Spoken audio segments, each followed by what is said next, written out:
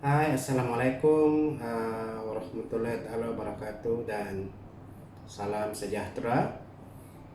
Dalam video kali ini, Cikgu akan berkongsi satu tajuk karangan yang mana tajuk ini sangat penting dan Cikgu harap pelajar melakukan sedikit ulang kaji berkenaan tajuk ini sebagai persiapan untuk menghadapi peperiksaan. Tajuk yang kita akan diskusikan pada hari ini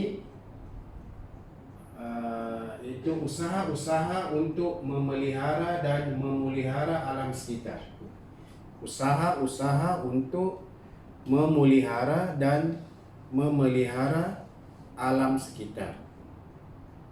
Apakah usaha ataupun langkah proaktif dan pragmatik yang boleh kita lakukan untuk memastikan alam sekitar yang ada pada hari ini berada dalam keadaan yang lestari? Okey, pertama ialah mengelakkan aktiviti pembakaran terbuka. Alam sekitar akan tercemar sekiranya kita melakukan aktiviti pembakaran terbuka. Jadi langkah yang boleh kita lakukan adalah mencegah. Kerana mencegah itu lebih baik daripada merawat. Maksudnya kita perlu memastikan aktiviti pembakaran secara terbuka dielakkan. Kerana apabila berlaku pembakaran secara terbuka, maka akan berlaku satu masalah yang lebih kritikal, yang lebih serius, iaitu masalah jerembuk.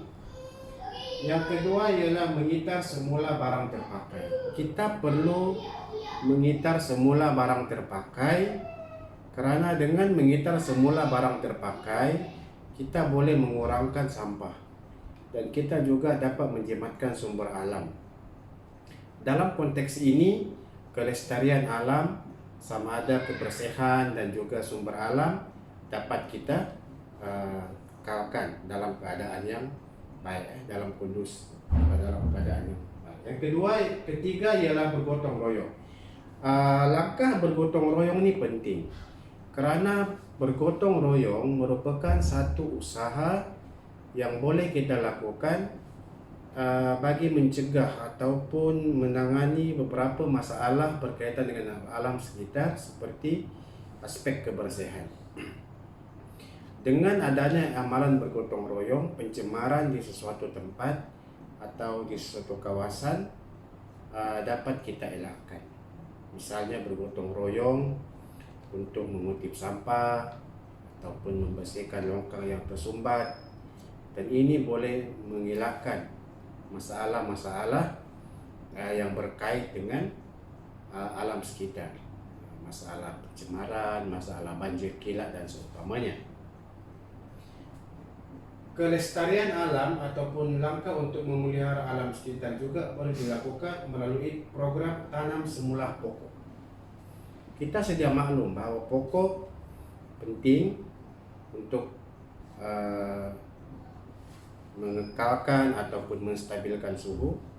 Pokok juga penting untuk mengelakkan aktiviti hakisan, misalnya di kawasan yang telah dilakukan aktiviti penebangan pokok ataupun penerokaan hutan. Bagi menjamin kelestarian di kawasan tersebut, kita perlu melakukan program penanaman semula. Yang kelima ialah mengekalkan kawasan tadahan hujan.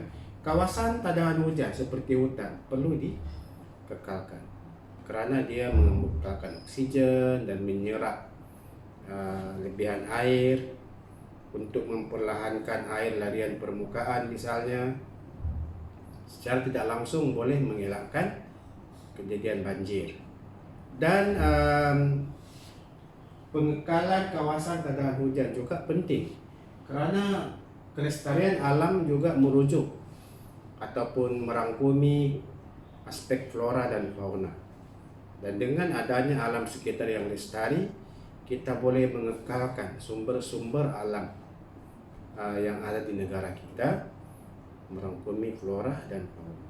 Cikgu harap perbincangan ringkas ini boleh memberi manfaat dan memberi sedikit idea kepada pelajar yang akan menduduki peperiksaan, sekiranya tajuk usaha melestarikan ataupun memelihara dan memelihara alam sekitar ini dikemukakan dalam peperiksaan. Baiklah, sekian untuk kali ini. Kita berjumpa lagi dalam video yang akan datang. Assalamualaikum dan salam sejahtera.